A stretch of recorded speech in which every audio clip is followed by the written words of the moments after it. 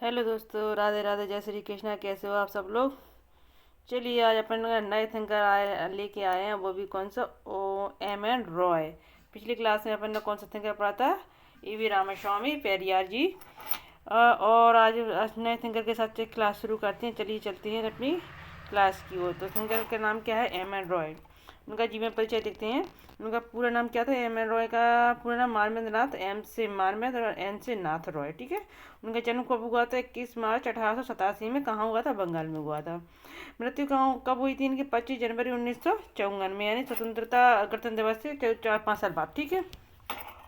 उन्हें कैसे पहचानेंगे? एम एन रॉय की कैसे पहचान हुई थी? वे क्रांतिकारी हैं, मार्क्सवादी चिंतक हैं, भारतीय कम्युनिस्ट पार्टी के संस्थापक भी रहे हैं।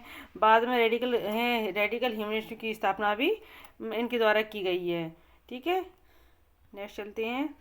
एम एन रॉय के विचारों के जो विचार के चरण हैं, उनकी क्रोनोलॉजी आती है अक्सर। चलिए उनकी क्रोनोलॉजी के बारे में बात करते हैं। तो सबसे पहले क्रांतिकारी विचार हैं इनकी। कौन सा चरण है? क्रांतिकारी।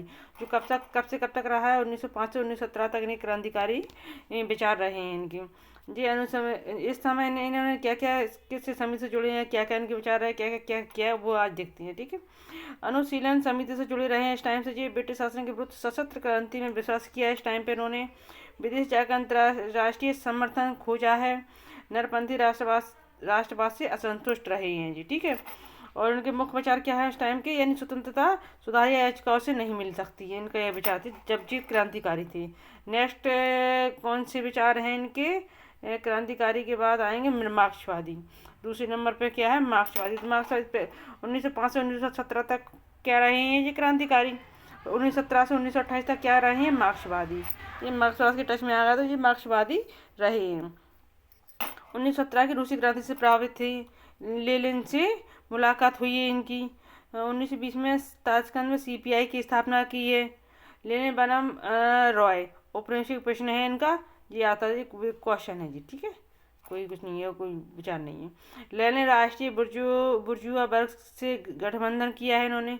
रॉय औपनिवेशिक बुर्जुआ वर्ग कमजोर व समझौतावादी हैं ये। मतलब ये 1905 से 1917 तक रहे हैं ये क्रांतिकारी। और 1917 से 1928 तक क्या रहे हैं? ये मार्क्सवादी नेता। क्रम में अगर यदि क्वेश्चन पूछा जाता है कब से इनके विचार कौन से हैं, तो ये पूछा जाता है। ठीक है। तो ये 1917 में इन्होंने रूसी क्रांति से बहुत अधिक प्रभावित हुई। ये इसी मार्क्सवादी के चरण के दौरान ही इन्होंने, यानी 17 से 28 के बीच में इन्होंने लेनिन से मुलाकात की है। 1920 में तस्कर समझौता में इन्होंने सीपीआई की स्थापना की थी इसी टाइम पे। लेनिन के राष्ट्रीय बुर्जुआ वर्ग से इन्होंने गठबंधन किया था एम एन रॉय ने। औपनिवेशिक बुर्जुआ वर्ग कमजोर एवं समझौतावादी है। ठीक है। रॉय के विचारों का कॉमिन्स्टन की औपनिवेशिक नीति पर प्रभावित है। और इनके मुख्य विचार क्या है इस टाइम पे, मार्क्सवादी के टाइम पे? कांग्रेस बुर्जुआ संगठन, वास्तविक क्रांति, सरबराह क्रांति और राष्ट्रवाद से अधिक अधिक बल संघर्ष पर बल देती थी जी। किस पर देते थे? बल संघर्ष पर। और तीसरा चरण क्या है? साम्यवाद, यानी कम्युनिस्ट विच्छेद। तो 1928 तक वो था, 1929 से 39 तक, यही 10 साल तक जी ये साम्यवाद कम्युनिस्ट रहे हैं जी। ठीक है। चलो इनकी ये भी देख लेते हैं। साम्यवाद से विच्छेद यानी अलग हो गए थे जी उस टाइम पे। कॉमिन्स्टन से निष्कासन, सोवियत संघ की तानाशाही से निराश थे। इनका उसका विरोध भी किया। एक दलीय शासन प्रणाली को इन्होंने समर्थन दिया है। व्यक्तिगत स्वतंत्रता का इन्होंने दमन बताया है। मेरठ षड्यंत्र केस में उनको कारावास हुआ था। मेरठ में षड्यंत्र केस हुआ था। उसमें एम एन रॉय को कहा क्या हुआ था? कारावास की सजा हुई थी। ठीक है।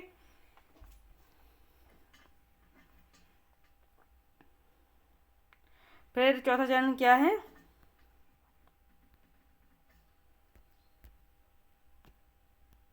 रेडिकल ह्यूमनिस्ट चरण, 1940 से 1954 तक की। इसी दौरान ही इन्होंने रेडिकल ह्यूमनिज्म की स्थापना की थी। मानव केंद्रित विचारधारा पर आधारित है जी। और रीजन, तर्क, विज्ञान, नैतिकता, व्यक्तिगत स्वतंत्रता इनके मुख्य सिद्धांत थे। इसमें इतने सारे सिद्धांत उन्होंने रेडिकल में दिए हैं। व्यक्ति को सर्वोच्च होना चाहिए। इसमें और इसमें किस किस का विरोध किया है वो भी देखते हैं। इसमें किस का विरोध किया है? ईश्वर का विरोध किया है रेडिकल में। अंधविश्वास का विरोध किया है। मार्क्सवादी नियत नियतिवाद का भी विरोध किया है इन्होंने। लोकतंत्र नैतिक होना चाहिए। जैसे जी मार्क्सवादी थी जब उस टाइम पे, तो जी मार्क्स से नाराज थी नहीं थी, मार्क्सवादी विचारधाराओं से नाराज थी। यानी मार्क्सवाद की जो विचारधाराएं थी उससे नाराज थी जी। ठीक है, इससे मार्क्स से नहीं थे, यानी पर्टिकुलर में उस इंसान से नहीं थी। ठीक है, अब जैसे कि चलते हैं, उनके 4 चरण पढ़ लिए अपन ने। तो पहला क्या चरण था? क्रांतिकारी। क्रांतिकारी कितने? 1905 से 1907 से 1900 कहाँ तक थी जी? 1918 था या 28 था, क्या था, आई डोंट नो, भूल गए हम भी। 28 था, क्या था?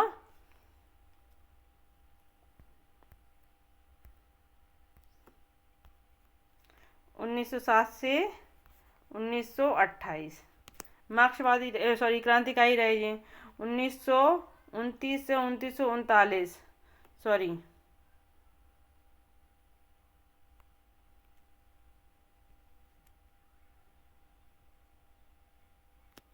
गलत हो गया थोड़ा सा। चलो चलिए चलते हैं, अब नेक्स्ट चलते हैं।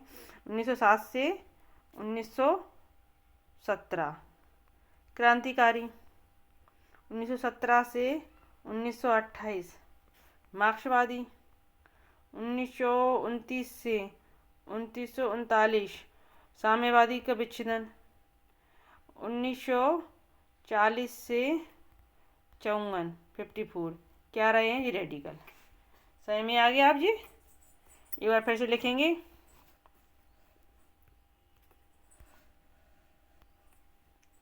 1907 से 1917, 1917 से 1928, 1929 से 1939, 1939 यानी 40 से 1954।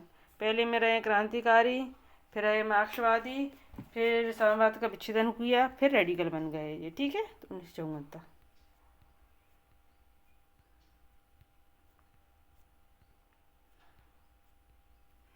ये परीक्षा उपयोग महत्वपूर्ण कथन। स्वतंत्रता सामूहिक अमूर्त विचार नहीं है बल्कि व्यक्तिगत वास्तविकता है जी। किसका कथन है जी? अगर यदि पूछा जाए स्वतंत्रता सामूहिक अमूर्त विचार नहीं बल्कि व्यक्तिगत वास्तविकता है जी, किसका कथन है? एम एन रॉय का। लोकतंत्र की अवधारणा, लोकतंत्र की अवधारणा दी है यदि लोकतंत्र की अवधारणा से प्रश्न बनता है तो किससे रिलेटिव माना जाएगा? एम एन रॉय से। संसदीय लोकतंत्र की आलोचना किससे संबंधित क्वेश्चन बनता है तो ये किससे का माना जाता है? एम दलों का वर्चस्व भी किसका है? एम एन रॉय का। जनता की भावनात्मक राजनीति ये भी किसका है? एम एन रॉय का। समर्थन किससे किया है? नीचे से ऊपर की ओर लोकतंत्र को विकेंद्रीकरण का समर्थन किया है। शिक्षित एवं तर्कशील नागरिक का इन्होंने समर्थन किया है।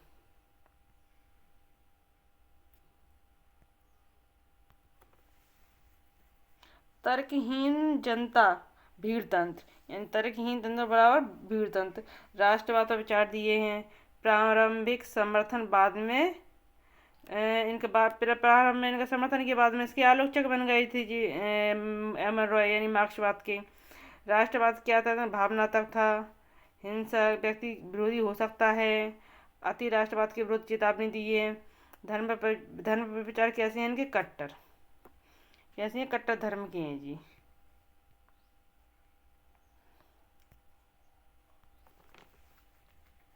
तर्कहीनता फैलाता है, मानव स्वतंत्रता का विरोधी होता है, वैज्ञानिक मानवता समर्थन। यदि सब कुछ जिस चीज़ में से कुछ भी चीज़ आए तो एम रॉय इसका आंसर होगा। मानव स्वतंत्रता का विरोधी एम एन रॉय। वैज्ञानिक मानववाद का समर्थक M N Roy. Radical humanism घोषणा पत्र कब किया था? 1847 में। मुख्य बिंदु क्या है? नैतिक लोकतंत्र, नागरिक स्वतंत्रता, विकेंद्रीकरण, तर्क आधारित शिक्षा। विरोध किसका किया है इन्होंने? Very very important.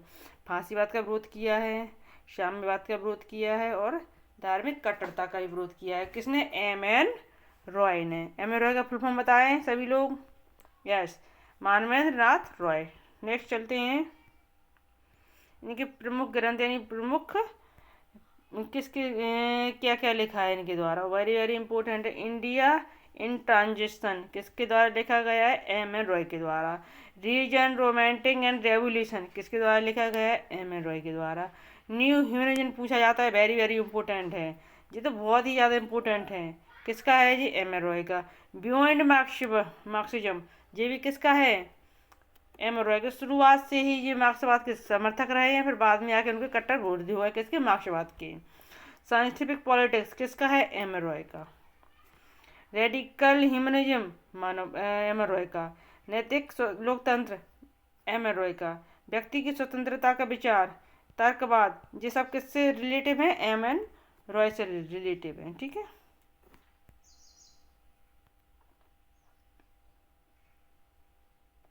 व्यक्ति की स्वतंत्रता, तर्कवाद, विकेंद्रीकरण, राष्ट्रवाद की आलोचना, वैज्ञानिक राजनीति, जी सब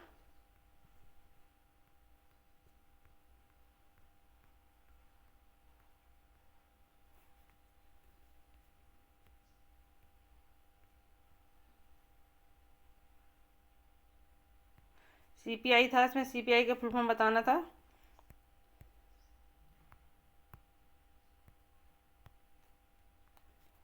सीपीआई की ने 1920 ताशकंद समझौते के दौरान किया था। सीपीआई तो सी का मतलब कांग्रेस, पी का मतलब पार्टी और आई का मतलब इंडिया। कांग्रेस पार्टी इंडिया, ठीक है, इंडियन कांग्रेस पार्टी, इसकी स्थापना की थी इन्होंने।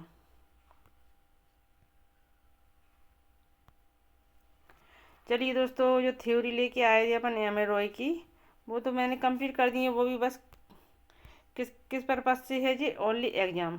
फुल नोट्स तो बहुत सारी डिटेल हो जाती है, मैंने एग्जाम ओरिएंटेड हैं जी, यानी जो रिवाइज चलता है अब एग्जाम के दौरान, फैक्ट लिखते हैं, मोस्ट मोस्ट इम्पोर्टेंट बिंदु बिंदु लिखते हैं, वही वही हैं इसमें। अगर कोई चाहे तो इनको एग्जाम के दौरान इनको रिवीजन भी कर सकता है, वेरी इंपॉर्टेंट नोट्स है जी। तो आपको मेरी क्लास कैसी लगी है? क्लास अच्छी लगी है तो प्लीज़ चैनल क्लास को लाइक कीजिए। एक लाइक तो बनता है दोस्तों। इसके बाद चैनल को सब्सक्राइब भी कर लीजिए, सब्सक्राइब कर लीजिए और बेल आइकन को प्रेस कर दीजिए, जिससे मेरी कोई भी कोई भी सी भी वीडियो या थ्योरी से संबंधित या क्वेश्चन संबंधित कोई सी वीडियो आए तो आप तक जरूर पहुंच जाए। इसके लिए आपको इधर उधर ना ढूंढना पड़े। आप जैसे ही सब्सक्राइब कर ले तो मेरी हर वीडियो आने आएगी तो आप सबसे पहले आपके पास नोटिफिकेशन आ जाएगा और वीडियो आप तक पहुँच जाएगी। Thank you for watching. मिलती है नेक्स्ट क्लास में। जय हिंद, बाय बाय।